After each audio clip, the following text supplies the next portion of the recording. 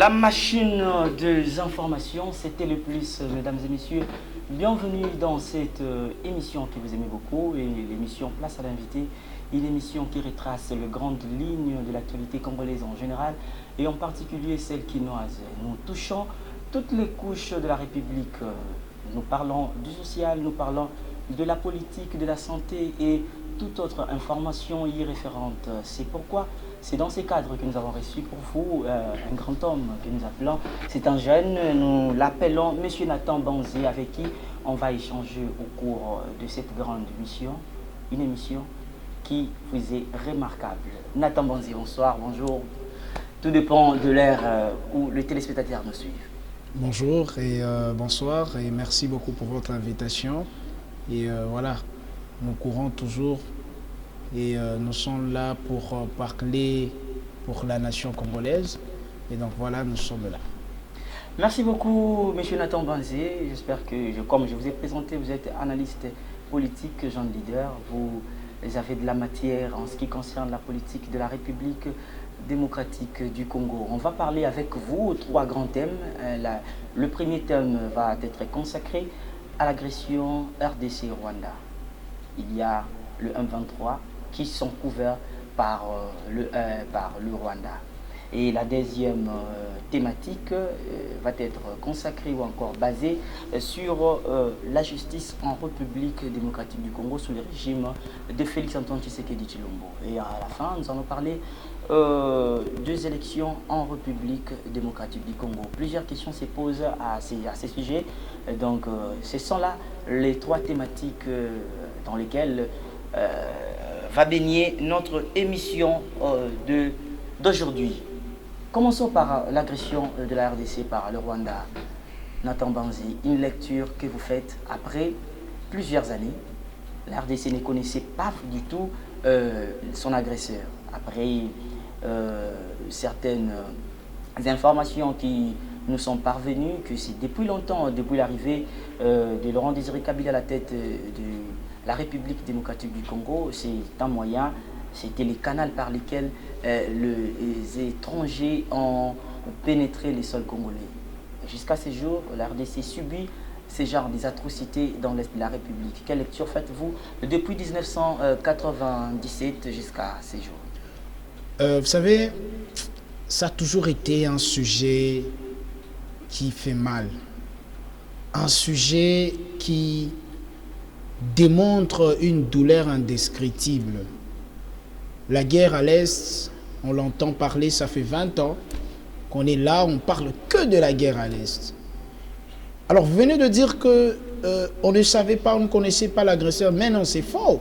L'agresseur était connu, mais on ne voulait pas citer, on ne voulait pas citer le nom de l'agresseur. Mais quand vous connaissez quelqu'un, vous connaissez à qui vous avez affaire, mais vous ne citez pas les noms. C'est comme si ces noms vous semblaient un peu effrayants. Non, les noms n'effrayent pas. Vous savez, dans le droit, pour prouver la culpabilité d'une personne, il faut les faits concrets.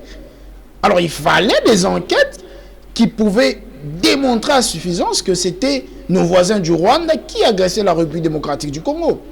Et je crois que si aujourd'hui le président Tshisekedi, dans le temps, le président Kabila, le président Laurent Désiré Kabila a aussi parlé sur ça, il a dit que c'est le Rwanda, ce n'est pas des rebelles, ce sont les Rwandais qui nous attaquent. Le président Kabila aussi a eu à dire que c'est le Rwandais qui nous attaque. Et aujourd'hui, le président Tshisekedi est en train de le publier, de le dire à haute voix que nous sommes agressés par le Rwanda. Mais là où ça fait mal, là où le bas blesse, c'est devant les yeux impuissants de l'Union européenne. C'est devant les yeux impuissants de la France, des États-Unis, de ceci, cela. La RDC, l'Est est agressée, ça fait 20 ans.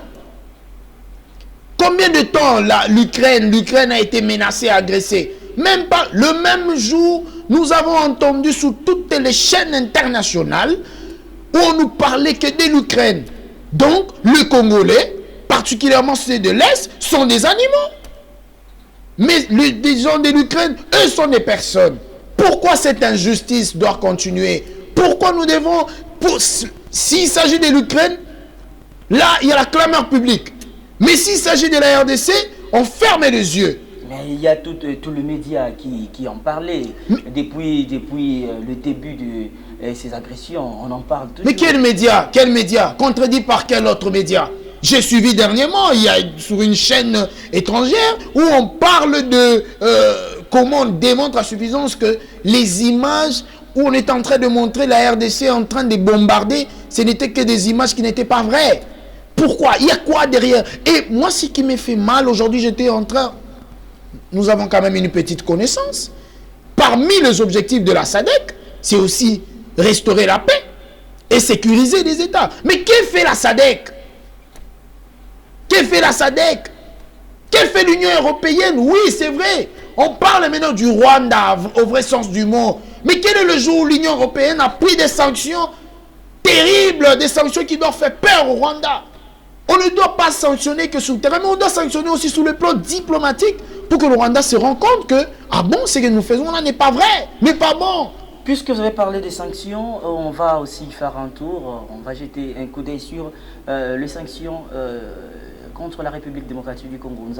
Nous sommes toujours agressés par les amis que nous connaissons aujourd'hui, les noms, et nous pouvons citer nommément qui est le Rwanda. Et les sanctions persistent toujours sur la République démocratique du Congo. Il y a la communauté internationale qui a fait en sorte que la République démocratique du Congo ne soit pas bénéficiaire d'une catégorie d'armes. Que pensez-vous de ces sanctions sur la République démocratique du Congo? Bon, est-ce que ça a été, on peut appeler ça sanction? Je ne crois pas parce que j'ai suivi. Nous avons commencé par l'embargo. L'embargo que toute la population congolaise a essayé de marcher. La République démocratique du Congo, dans tous ces coins, les habitants ont marché pour réclamer que ces sanctions ne soient plus sur la République.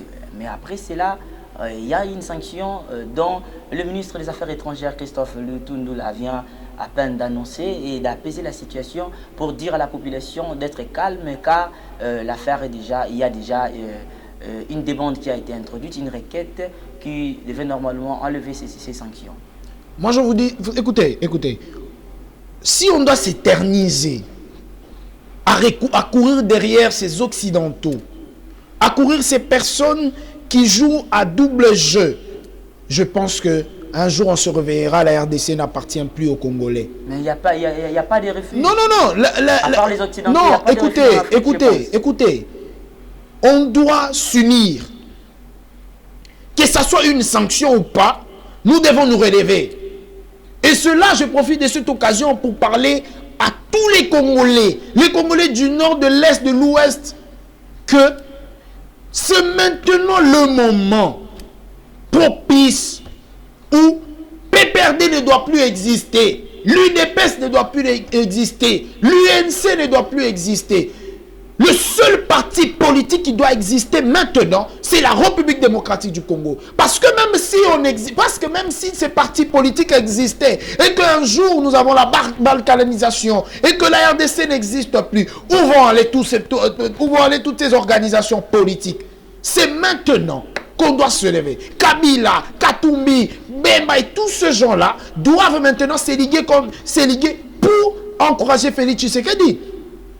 Je ne suis pas de Tshisekedi, je ne suis pas de Kabila, je ne suis pas d'un parti politique. Mais maintenant, nous devons reconnaître que c'est le président Félix Antoine Tshisekedi qui attend la main. Et lorsque nous-mêmes Congolais, nous le combattons, nous ne poussons pas, nous ne lui donnons pas la force, il va finir par s'affaiblir. Il va finir par s'affaiblir. Ça ne sert à rien qu'un Congolais se lève maintenant, d'aller parler dans une chaîne internationale, critiquer la politique. Cela, nous allons l'organiser plus tard. Maintenant, nous devons nous liguer, nous devons nous mettre en marche, nous devons nous lever. Parce que Eza Makambo ya Mabele, cette guerre injuste, cette guerre qui fait mal. Chaque jour, il y a une maman qui est en train d'être violée. Chaque jour, il y a un enfant qui devient orphelin. Chaque jour, il y a un bébé qui devient orphelin de père et de mère. Chaque jour, il y a des enfants qui laissent, qui abandonnent leur confort. Et cela pourquoi? Pour une guerre qui a été imposée. Nous devons nous lever. Les Congolais de Maluku, les Congolais du Katanga, de partout, pour dire non à cette guerre. Et lorsque nous allons nous unir, lorsque nous allons dire tous non, des confessions religieuses, tout le monde, j'ai dit même les voleurs, les bandits, tous ces gens-là, si nous nous mettons ensemble, les universités, les églises, nous disons non à cette guerre. Nous nous levons contre ces pays qui est en train de nous agresser injustement, s'il vous plaît. João Lourenço, le président angolais, c'est lui qui est choisi par l'Union africaine comme intermédiaire et pour apporter la solution, le dialogue entre les deux pays en conflit, la République démocratique du Congo et le Rwanda. Le mini-sommet a eu lieu à Luanda. Il y a eu des décisions qui sont prises lors de ces mini-sommets. Il y a eu d'abord la décision sur le retrait de ces troupes dans le territoire congolais. Et il y a eu aussi la décision sur le cessez-le-feu. Il y a encore la création d'une zone tampon. Mais après toutes ces décisions prises après ces mini-sommets, le M23 s'est dit objectif. Il dit non pour quitter le sol congolais. Il dit il est là, il reste là. Donc si la République démocratique du Congo et ses forces armées ne l'attaquent pas, lui non plus va attaquer. Mais si les forces de la République démocratique du Congo, les forces armées l'attaquent, lui également va attaquer. Est-ce que ce n'est pas une manière pour le M23 de mettre le doigt sur le nez de CAC et d'autres organisations africaines? La question que moi je devais poser, c'est de savoir, est-ce que dans cette organisation, dans ce mini-sommet, toutes ces personnes qui étaient sur cette table, sont-elles vraiment vraies? Écoutez, nous devons le savoir aujourd'hui, que nous sommes face à plusieurs ennemis invisibles. Plusieurs ennemis qui peuvent nous sourire mais ne nous aiment pas. Alors, vous voulez dire? Moi, si j'aurais à proposer au président Tshisekedi, il rentre au pays, organise un dialogue congolais avec toutes les personnes, tous les leaders politiques, tous les anciens rebelles, si nous pouvons le dire ainsi, ils organisent. Et il met même en place une commission de haute stratégie militaire, politico-militaire. Avec des trahisons, ça et là. Écoutez, j'aimerais vous donner, vous savez, une trahison qui vient du voisin et une trahison de la même maison, ça ne sera pas au même point d'égalité. Mais il y a une trahison de la RDC. Moi, pour te trahir, je peux te trahir en train de t'embellir. Mais eux ne veulent pas nous trahir Mais écoutez, ne parlons même pas de la trahison. Tous ces gens-là, politiques ou pas, doivent savoir qu'ils ont... Tous les militaires qui sont arrêtés, le chef de l'armée congolaise arrêté, il n'y a pas de prétentions, mais ça ne va pas que le président ou encore le service des renseignements ont pu relever de la part de ces personnes-là. Vous voulez dire que non, le service des renseignements congolais n'ont pas bien réagi? Parce qu'il semblerait qu'il y a certaines magouilles qui sont menées de la part de ces personnes-là à l'encontre de la République démocratique du Congo. Donc toutes les stratégies de notre armée sont envoyées par les agresseurs afin d'avoir beaucoup plus de regard sur ce que nous faisons. Moi, je pense que le service de renseignement... Pour vous, la RDC subit des trahisons en elle-même? Oui, la RDC subit des trahisons. Mais maintenant, nous devons éveiller la conscience de toutes ces personnes qui nous trahissent. Tu trahis aujourd'hui, on te trahira aussi. Ils doivent savoir que chaque jour, il y a une maman qui meurt à l'Est. Chaque jour, un papa de famille qui est comme eux, qui a des enfants, qui a des projets de la vie, a perdu sa vie. Chaque jour, il y a une famille qui se divise. Si eux ne se rendent pas compte, mais je pense qu'un jour, comme le dit les humains, tout se paye ici-bas. Ils paieront cela. Tout se paye ici-bas. Ils le paieront tôt ou tard. Certaines personnes le retrouveront. Nous allons le retrouver un jour dans leur bureau, eux-mêmes pendus. Nous allons, malgré leur confort. L'argent, c'est bon. Mais attention, la paix, c'est mieux. Ils peuvent avoir de bien parce qu'ils trahissent la population congolaise. Mais demain, ils vont très mal mourir. Et ça, je le dis devant Dieu. Et devant la nation congolaise, que ce gens-là doivent arrêter d'être. Si réellement ils existent, ils doivent arrêter de trahir. Ils doivent se mettre, encourager le président Tshisekedi et l'aider pour que cette guerre, enfin, prenne fin. Tout ce que nous faisons, c'est pour la République démocratique du Congo. C'est dans cette perspective que nous avons reçu pour vous, M. Nathan Banzé, avec qui on échange sur les différentes réalités politico-sociales pour aménager nos forces, pour soutenir le président de la République, pourquoi pas tout son gouvernement, pour que la paix soit rétablie dans l'Est de la République démocratique du Congo. C'est dans le cadre de cette émission Place à l'invité que nous traitons ces genres de sujets. Un appel est lancé à vous qui nous suivez, chers téléspectateurs. Si vous avez vos suggestions, n'hésitez pas de le faire. Et pourquoi pas venir sur cette chaise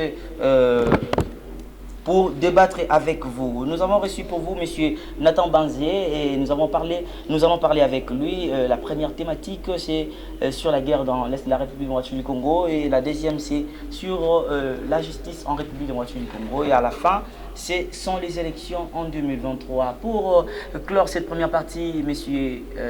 Nathan Banzé, je voudrais que vous vous adressiez à la population congolaise souffrante dans l'Est de la République démocratique du Congo.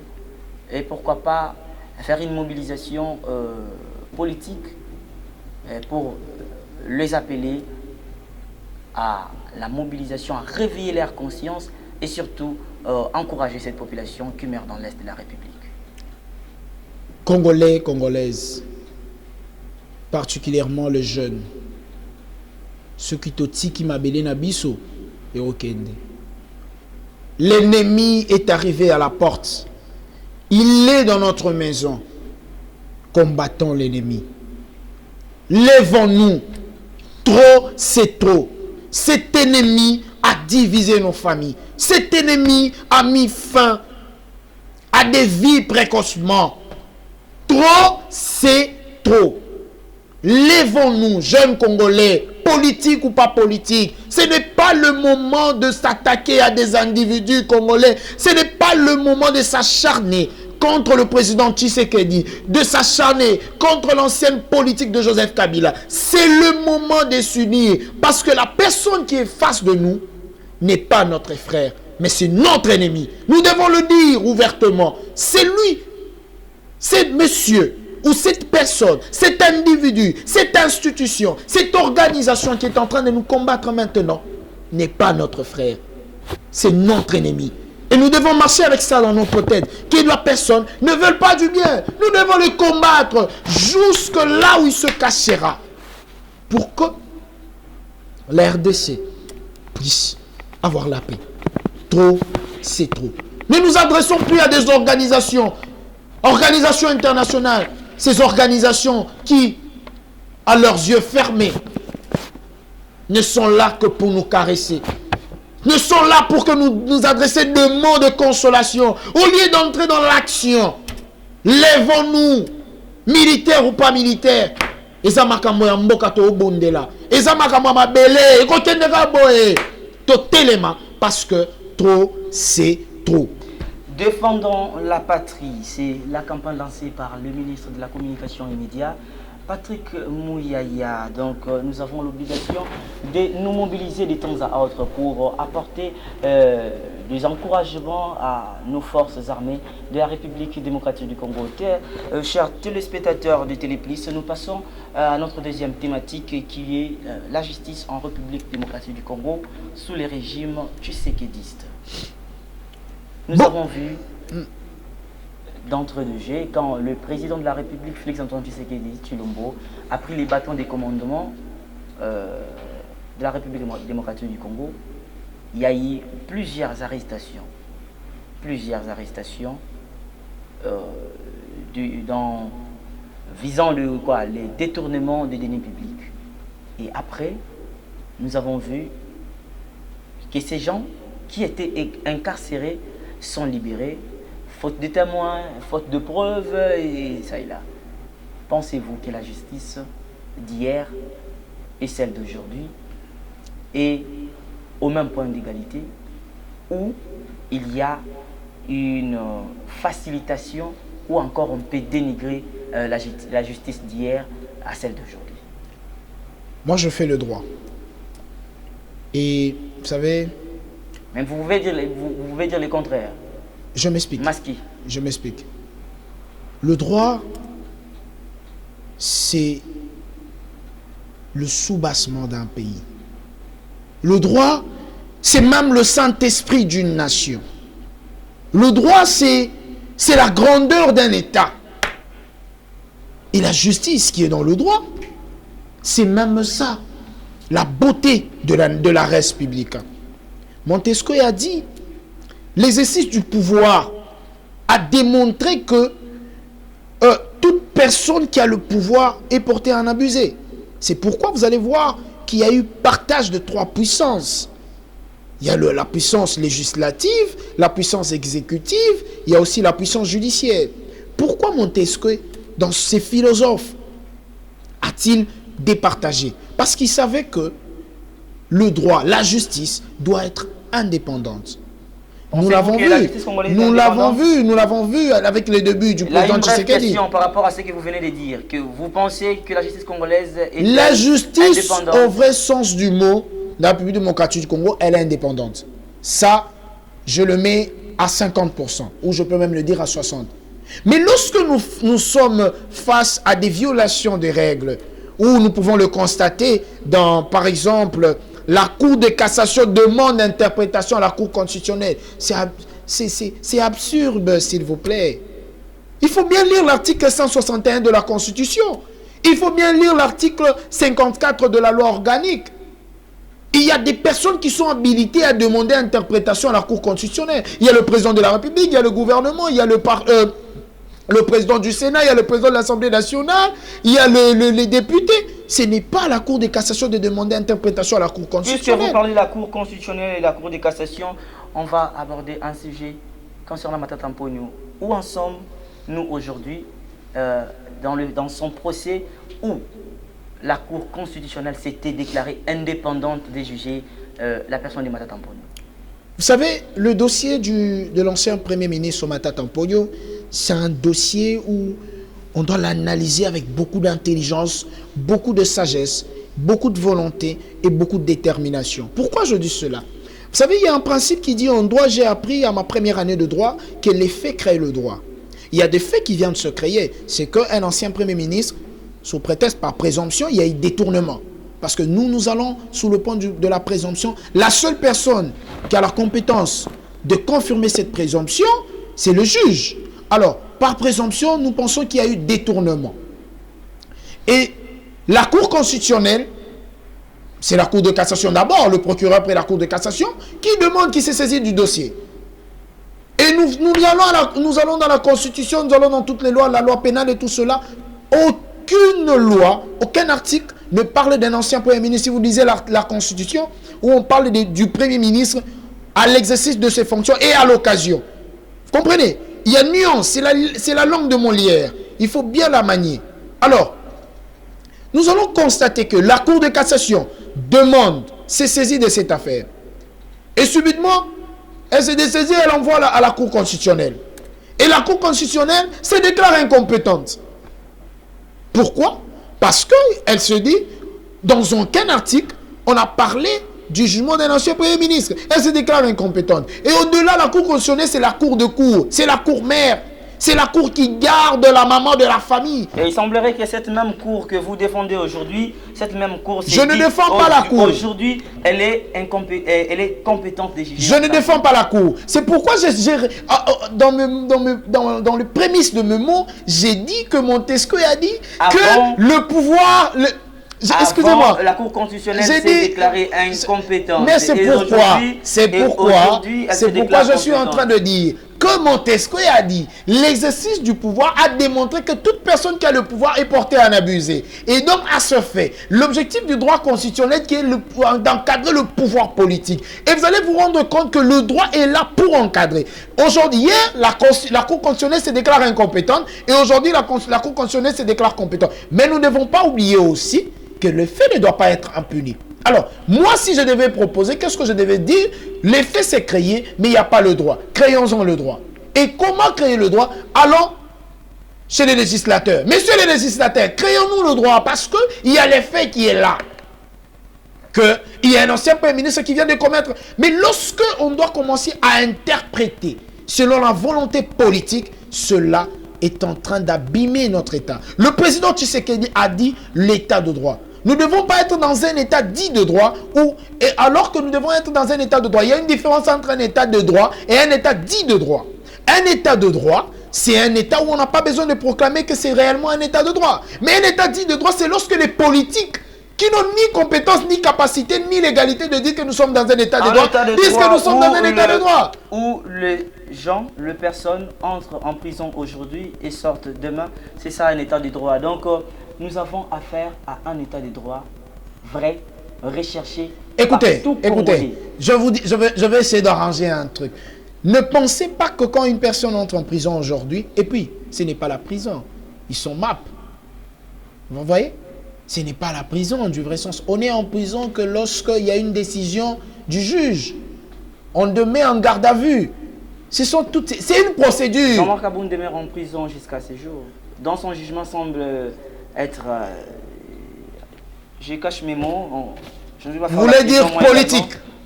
Vous voulez dire politique? Bon, prenons le vrai sens du mot. Nous allons parler Jean-Marc Aboun. Il y a eu les faits. On l'accuse de quoi? Je vous demande, on l'accuse de quoi? On parle de... Je sais pas, il a insulté le président et tout ça. Bon. Il a non seulement insulté le président de la République, mais il a aussi dit qu'il contient ou il possède de preuves qui démontrent que le président de la République a envoyé des moyens ou encore l'argent dans des banques de l'extérieur. Mais il doit le prouver. C'est ça.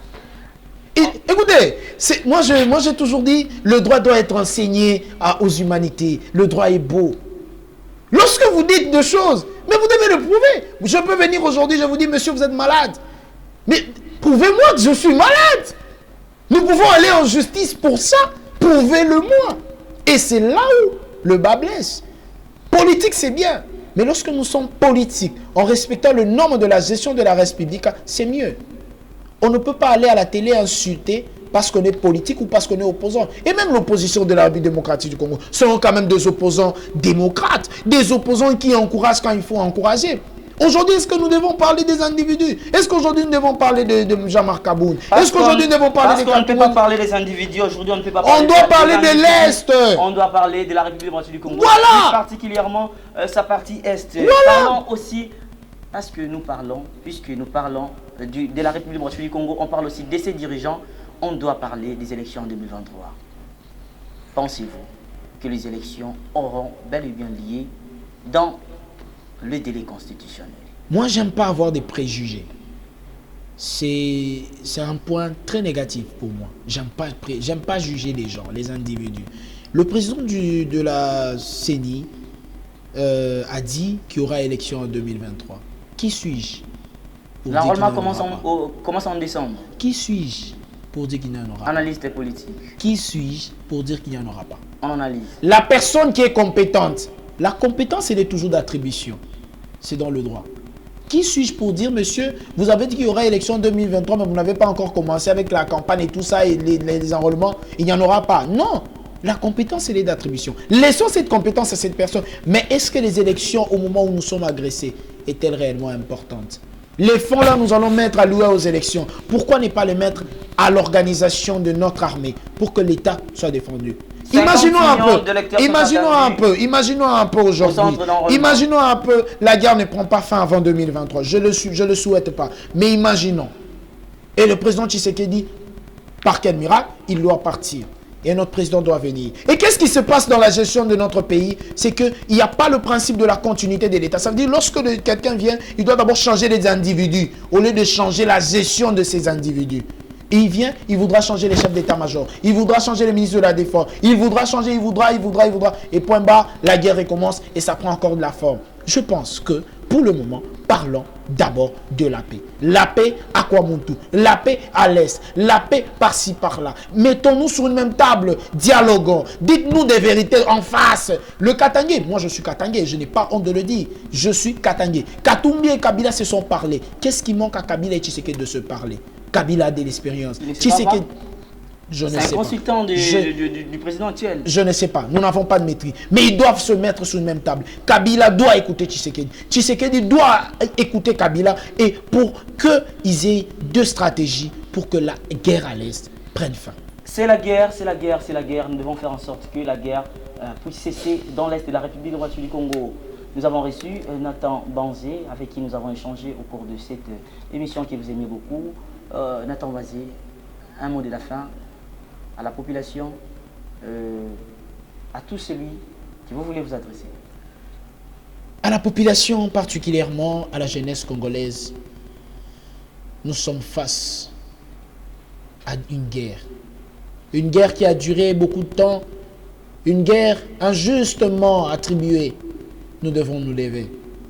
Mais aussi à la jeunesse congolaise, qu'il ne faut pas s'éterniser sous les individus. Éternisons-nous sous les idées. Pour que cette nation soit dite une nation forte. Une nation qui a de l'avenir. Tshisekedi aujourd'hui président de la République, mais dans 30 ans, il ne sera peut-être plus président de la République. Toi jeune, as-tu déjà pensé à être le Tshisekedi de demain? As-tu déjà pensé à être le Bahati de demain? Au lieu de s'éterniser à condamner tout ce monde-là, il est maintenant temps de nous lever, de dire non à certaines choses. Moi, je suis très jeune, très, mais j'ai décidé, contre vents et marées, de prendre, de m'élever et de dire non à certaines choses, de dire non à certaines choses et d'encourager l'État et de me battre pour la politique de la République. Et je vous le dis, et je finis par là, qu'un jour, ça ira. Tous ces ennemis-là fuiront ce pays sans même leur téléphone. Ils oublieront la couleur de leur chambre. Parce que le sang qui a tant coulé à l'Est est en train maintenant de réclamer. Mes sincères félicitations au président Tshisekedi, mes sincères encouragements à tous ces gens-là, au président Kabila et tout ce monde-là, de venir sur une table et de se mettre ensemble pour que la RDC l'emporte. Merci. Tout ça, les politiciens, tout ça, les na batute, tout ça, on a besoin.